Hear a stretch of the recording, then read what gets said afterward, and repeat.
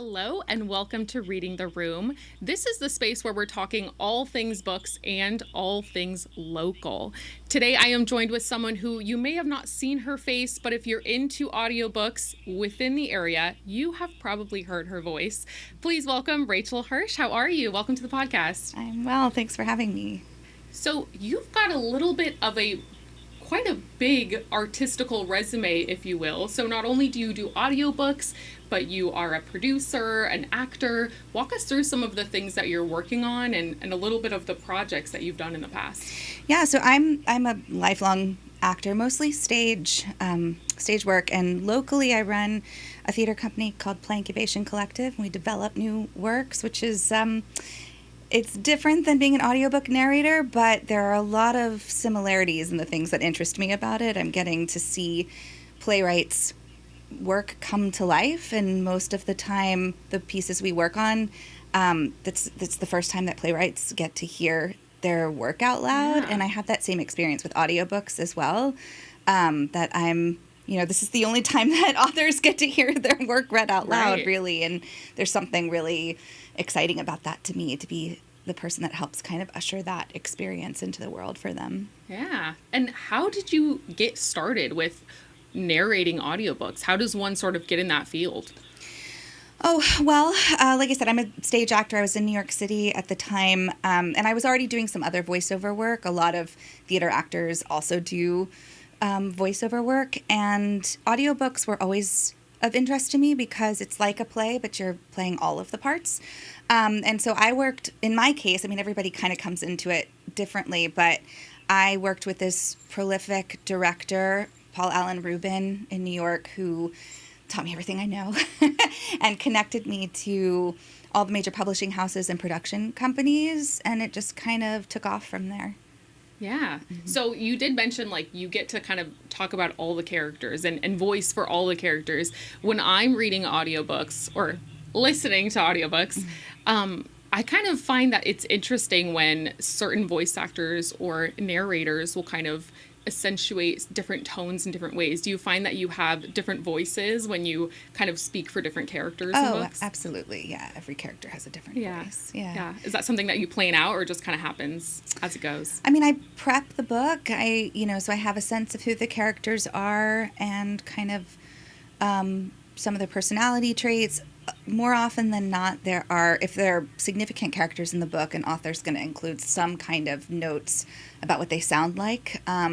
Especially, I record a lot of romance, and that shows up a lot in romance as descriptions of people's voices. And so I try to, certainly pay close attention to that and figure out what that sounds like in my own voice. But I don't choose a voice ahead of time exactly. I just have a sense of the character, and then when I'm in the booth, it just sort of comes out. And then I usually, if I like what came out, I'll capture that, a little clip of that character. And I keep a file of all the character voices in that book so that I can reference them throughout, because books are long and it takes, it can take days, weeks, sometimes to record a whole book. And by the time you get to the end of the recording, maybe there's a character that was in the first chapter and now is in the last chapter, not in between, so you don't necessarily remember what you did. So I go back just for sort of quality control. Wait, who is this again? Yeah, and listen to what I did, so that I can continue to recreate it so it's consistent throughout. But mostly, I've been doing this for over a decade, and so I think certain personality types sound a certain way in my voice. There are voices that I kind of lean into when. Oftentimes, again, with romance, it's just because it's so formulaic, it's a good one to kind of reference for these things. But more often than not, there's the best friend, right? And the best friend kind of mostly falls into certain personality types. It's either the sassy best friend or the high-powered lawyer best friend. And I kind of have a voice for each of those characters that I tend to use. Reuse and recycle, Yeah, right? yeah. But you try to make... You try to stay true to whatever that character is. It's just, I don't know. These are just sort of the things that live inside you after a while. Yeah. And they start to show up in each book. And you mentioned romance books specifically, which I'm kind of understanding that that's mostly the genre that you tend to read from, and you have a pseudonym that you go by when you narrate romance books. Tell us what that is, and kind of walk us through the story of why you go by a different name with romance books. Yeah, so I narrate anything that's not romance. I narrate as Rachel F. Hirsch, and romance is Rose Dioro, and that's maybe 75% of my work is romance. And I think the reason that is because romance writers are prolific. Like, they just don't stop writing. Yeah. I mean, they're pumping out often, anywhere from 5 to 10 books a year sometimes, which is, that's a lot. Yeah. For those who don't know, that is a lot of books to write in a year. And so often, and they write a lot of series. So oftentimes when you start in romance, you just keep getting asked to do more and more because that author wants you to continue the series. And then there's also in that community, like, really tight groups of author friends that write in the same genres. So they'll sometimes recommend to their friends, oh, I just had this narrator on this book. And then you get called on for another one. And that's what happened with me.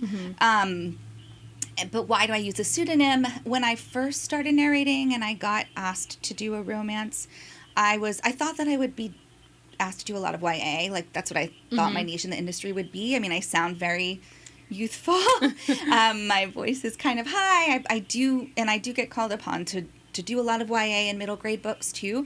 But I was trying to avoid, a young teen or tween searching on my series of books and picking up something that's not quite appropriate for them, and it just felt helpful to divide up that way. Plus, I also did a lot of work with children at the time. I'm a teaching artist. That's part of my background as well. So it just felt better to kind of separate the two. And I only record open door romance as Rose Dioro, and everything else is Rachel F. Hirsch. Gotcha. So it's really just a branding and marketing thing and a way to organize my work, which is the thing that authors do a lot too. Yeah. They have different names for not just romance, but by genre, right? If someone writes some thrillers, sometimes they do that under a certain version of their name versus like if they write YA books, for example, they might do that under a different name, and it's a pretty common practice in the publishing industry. Right.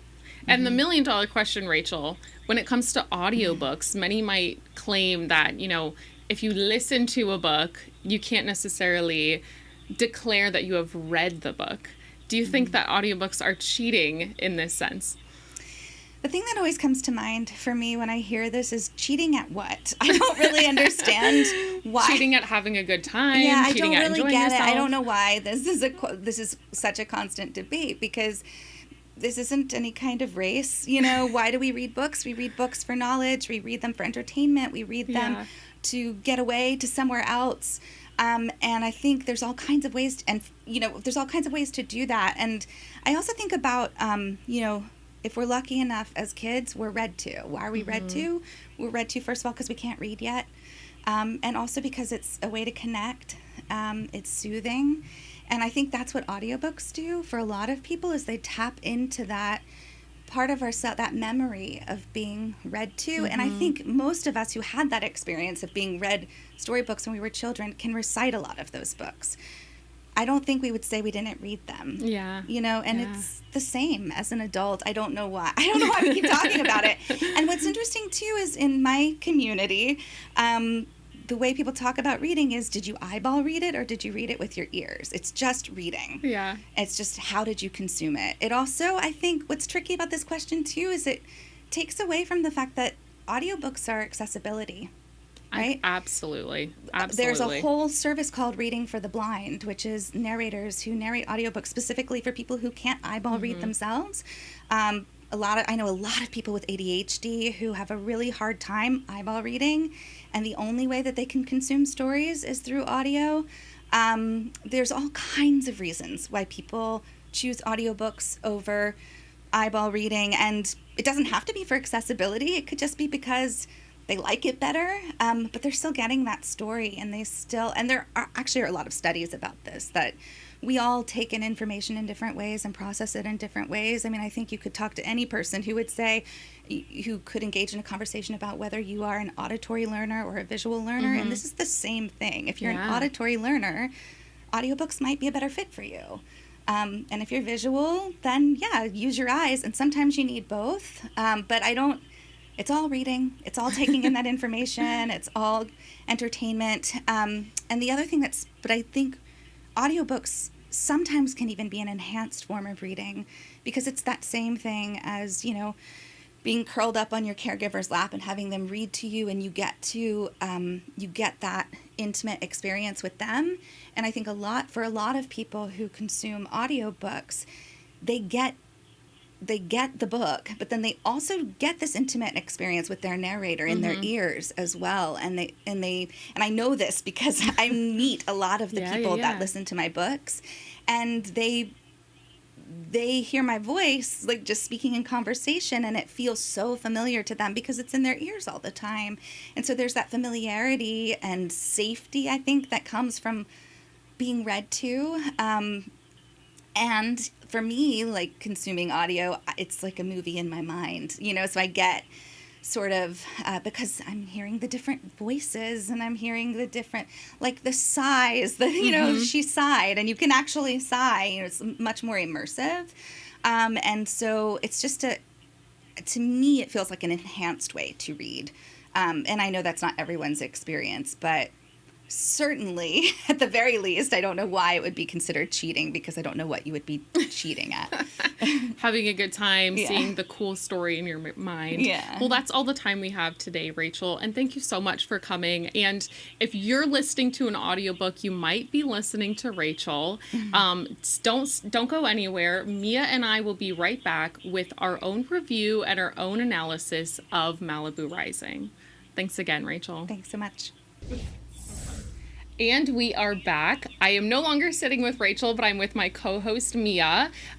We have been reading Malibu Rising as we've been organizing different people and episodes to talk about with you guys. And today we have read pages 1 through 45. Cheers. And we're going to sort of talk about what we have learned with this book, some of our favorite characters, different storylines we're following. Take it away, Mia.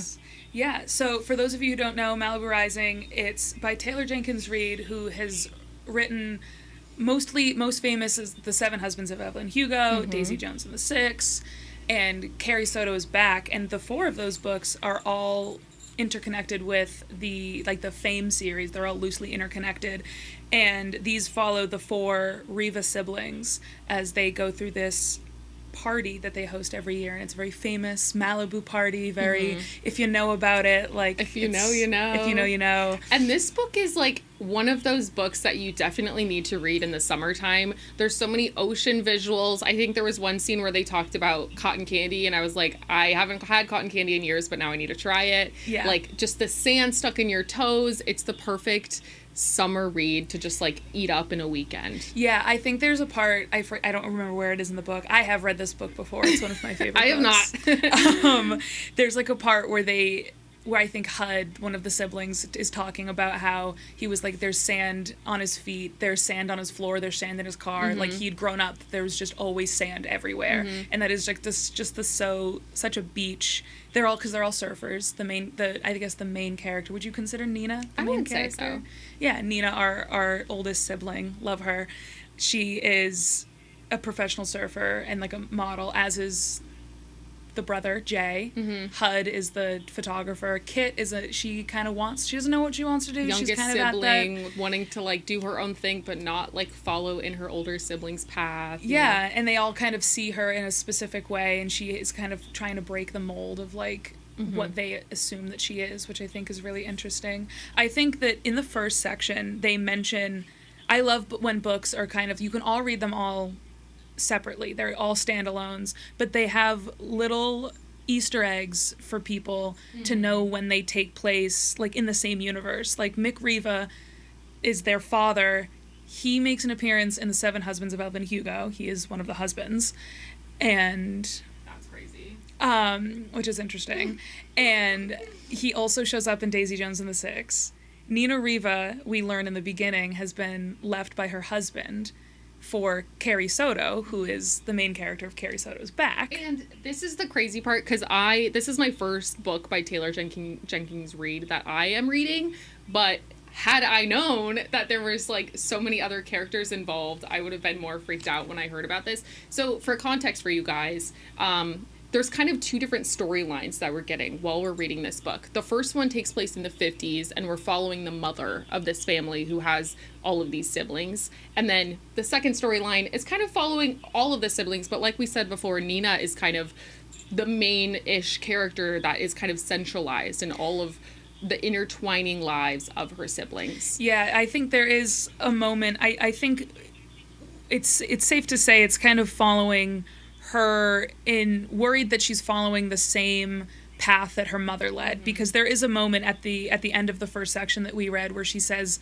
how much she looks like her mom, and she's kind of seeing there was like the headline where it was like the apple doesn't fall far from the tree kind of like situation between her and her mom and her father, and just like the difficulties of like not wanting to be like your parents but at the same time not really being able to help it, that I think is really interesting. And just I think this setting, I love stories that are about siblings and families. I think that they're so interesting, and I think it's also interesting it's not really a romance, like that's not really the central part of the story. I guess, like, if you talk about... Thank God.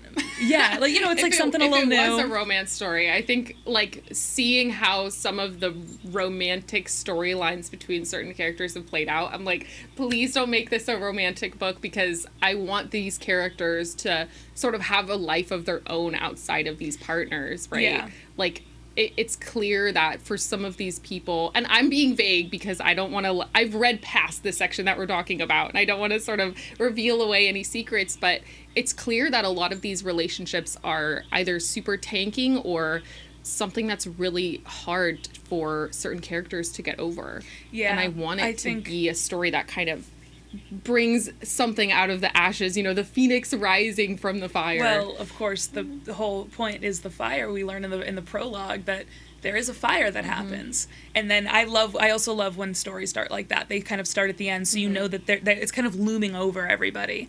And also, like, the fact that this fire happened at this party where there are all these really high profile people. Another person that's mentioned is Warren Rhodes, who is the drummer in Daisy Jones and the Six. Another person that's mentioned is Celia St. James. She was also in The Seven Husbands of Evelyn Hugo. So it also is like they name other like actually like real famous people. I think they mentioned like Rob Lowe. But they also have the celebrities that exist in this world that if you've read her other books, you're like, oh, I know that person. I know what happens to Warren Rhodes in Daisy Jones and the Six. And I think it's really interesting with the relationships, because we do learn about Hud and his secret relationship. You guys, when I read about this, sorry to interrupt you. No, go for it. So there's two brothers, and they're very close in age. We have Hud and Jay, who are both, what, a year or two apart? They're months, I think. Months apart. And one of them has an ex-girlfriend who, it's clear that this relationship is very harmful for one of them. The wound is still very fresh. And we learn that the other brother is currently seeing the ex-girlfriend of the other brother. Yeah. Not only currently seeing, but had been seeing while they were still That's together. the crazy part. Had been seeing while they were still together.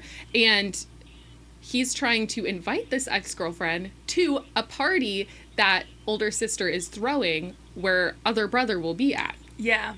So immediately right in the first 45 pages, incredibly messy. Incredibly. So much is going to happen. You know it's not going to go well. Like because it never does. We don't even know what Jay thinks about that relationship or how it ended. We don't really even get to know his thoughts on it. But just that inherently is breaking the like sibling code. Don't go after the ex. Don't go after the current girlfriend. Literally. And so there's so much to unpack, and so you immediately know Nina is going through this. Like, her husband has just left. HUD is seeing Jay's ex-girlfriend. Then you get to learn a little bit more about their parents. And something that I think is very interesting is their first meeting, their first date, Mick and June's first date. The parents. Yes, the parents, where he brings her to a really nice restaurant and then is like, oh, why don't you go freshen up in the bathroom? And then she has, like, it's like a really quick moment where she says, like, she had the fleeting thought that he had skipped out on the bill. And I wrote in my notes, I was like, immediately there's a shred of doubt. Something what he's doing versus what he's saying and how he's presenting himself is immediately different. And that immediately kind of puts you on to the scent that something is going to happen here with the two of them that I think is very interesting and sets up the whole story. She's 17, working at her parents' restaurant that she doesn't necessarily want to be doing. She's alone at the beach. He's 23 and approaches her. He wants to be some famous singer. He sings to her on their first date. Yes. I was like, okay. Yeah, so he is definitely like picture perfect, straight out of a movie, her dream guy. He's gonna whisk her away from Malibu and she's gonna live the perfect life with double sinks, because that was her dream. I actually wrote this down too. He was like, tell me about yourself, what are your dreams and goals? And she was like, I want a house and I want kids and I want a bathroom with 2 sinks. And I love that. I love June because, like, first of all, me too. Yeah. And I love that it seems, to some readers might seem so simple, but knowing how she grew up and, like, the different things that she wants, like, she doesn't want this huge extravagant life that Mick is promising her. She's like, I don't even need that. I want a husband I love, I want kids, and I want 2 sinks. And I love that. And I love seeing her story progress. There's so much, like, we could talk for hours about just these first 45 pages. So much drama, so much setup for what is sure to be a fiery disaster. Literally. Yeah, so we hope as these episodes come out, you guys pick up a copy of Malibu Rising and read along with us. Send in those questions, send in your thoughts, maybe your favorite characters, and we will be here again next week with our review of the next few sections of Malibu Rising. And until then, have a great day. Have a great day.